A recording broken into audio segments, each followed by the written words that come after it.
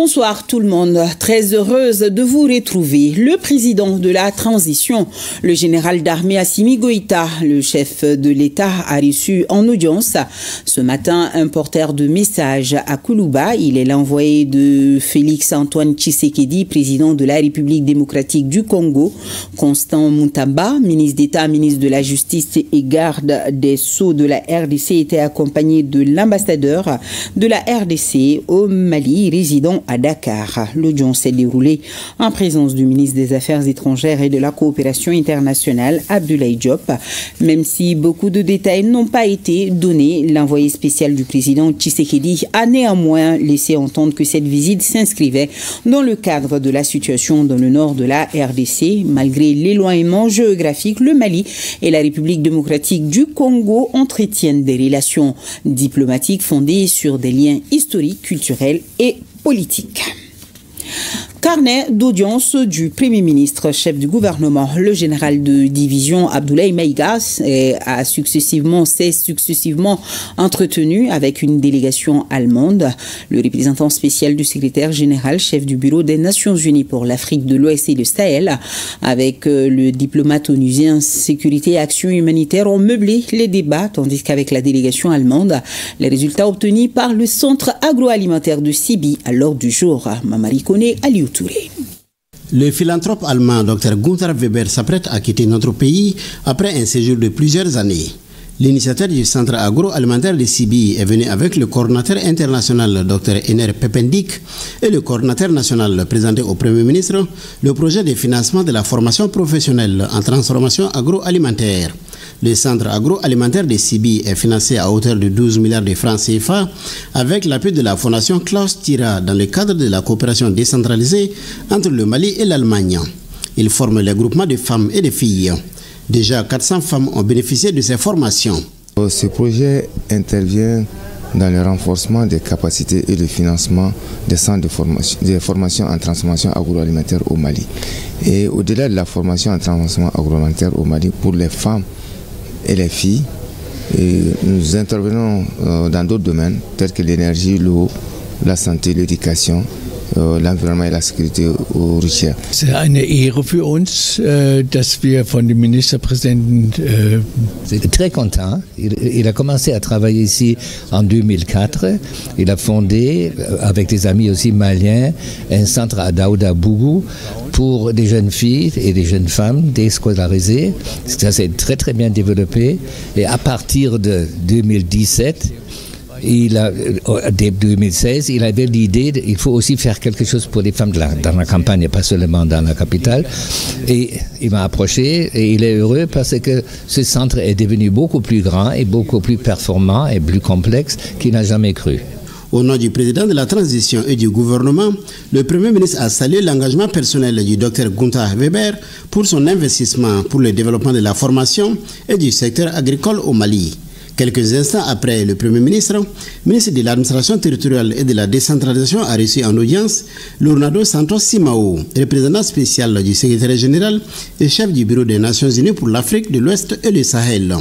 Selon le diplomate onusien, sa visite au Mali s'inscrit dans le cadre du programme d'accompagnement des autorités maliennes. Aussi, il a salué le gouvernement pour tous les efforts faits dans le cadre de la normalisation avant de déclarer que les Nations Unies sont là pour encourager et soutenir le Mali. Nous avons échangé des informations avec le Premier ministre, mais nous avons aussi profité de l'occasion pour réaffirmer la disponibilité des Nations Unies pour accompagner et soutenir le pays dans les efforts en cours pour résoudre les problèmes du pays.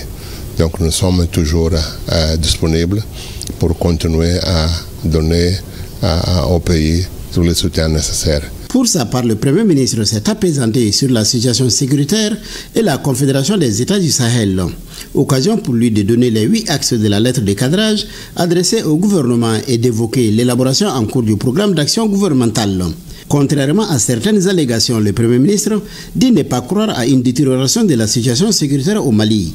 Au contraire, il loue les changements de posture avec l'occupation du territoire national par nos femmes. Pour lui, la création de la Confédération des États du Sahel vise la mutualisation des efforts des trois pays dans les domaines de la diplomatie, de la défense et du développement. Le général de division Abdoulaye Maïga a enfin invité les Nations Unies à prendre en compte la position de l'administration américaine sur le financement du terrorisme. C'est pourquoi le prochain rapport des Nations Unies est beaucoup attendu à Bamako. Continuons avec le représentant spécial du secrétaire général des Nations Unies pour l'Afrique de l'Ouest et du Sahel, accompagné d'une forte délégation. Il était chez le président du Conseil national de transition, le général de corps d'armée Malick Diaw. Paix, sécurité, développement et bonne gouvernance au cœur des discussions.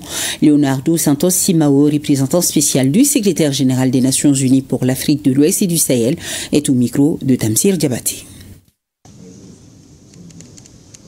Nous avons reçu des informations actualisées sur l'évolution de la situation et les progrès que le pays fait dans la restauration de la paix, de la sécurité dans le pays.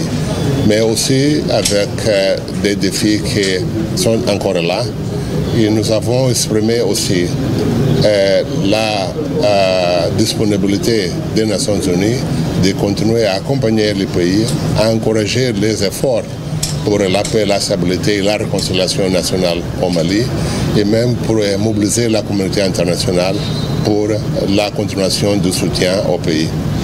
Et nous avons aussi profité à saluer le gouvernement pour la décision de faire que le 2025 soit l'année de la culture.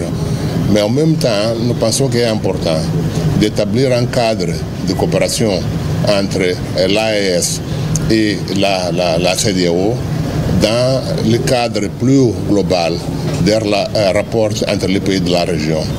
Donc, il faut continuer la coopération, le parcours historique entre tous les pays de la région et le cadre d'une coopération mutuellement avantageuse entre les deux parties.